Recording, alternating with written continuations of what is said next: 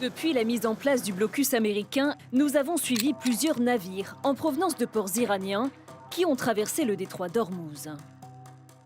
Nous avons retracé leur parcours à partir de cartes maritimes. Premier bateau identifié, le Christiana, un navire de marchandises battant pavillon libérien. Il part le 10 avril dernier à 22 h du port iranien de Bandar Imad Romeini, après avoir déchargé du maïs. Il passe sans encombre près de l'île iranienne de Larak, passage contrôlé par Téhéran 2 heures après la mise en place du blocus américain. Second bateau identifié, le tanker Elpis, battant pavillon des Comores. Ce navire est sous sanctions américaines pour ses liens avec l'Iran.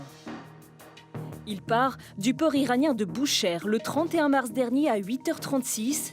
Lui aussi passe près de l'île de Larak après le blocus américain. Mais depuis, l'un d'eux a fait demi-tour, l'autre est toujours immobile à l'entrée du golfe d'Oman. Un troisième navire, le pétrolier chinois Rich Starry, transportant du méthanol, lui aussi sous sanctions américaines, a transité par le détroit avant le blocus, avant de s'arrêter et faire demi-tour.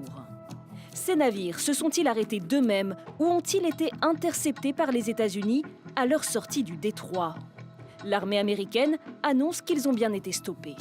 Lors des premières 24 heures, aucun navire n'a réussi à franchir le blocus américain et 6 navires marchands ont obéi à l'ordre des forces américaines de faire demi-tour et regagner un port iranien dans le golfe d'Oman. 10 000 soldats américains, plus d'une dizaine de navires de guerre comme ces 2 destroyers, le porte-avions Abraham Lincoln et des dizaines d'avions sont mobilisés pour ce blocus. Pression maximale des États-Unis pour forcer la reprise des négociations avec l'Iran. Les pourparlers pourraient reprendre d'ici la fin de semaine.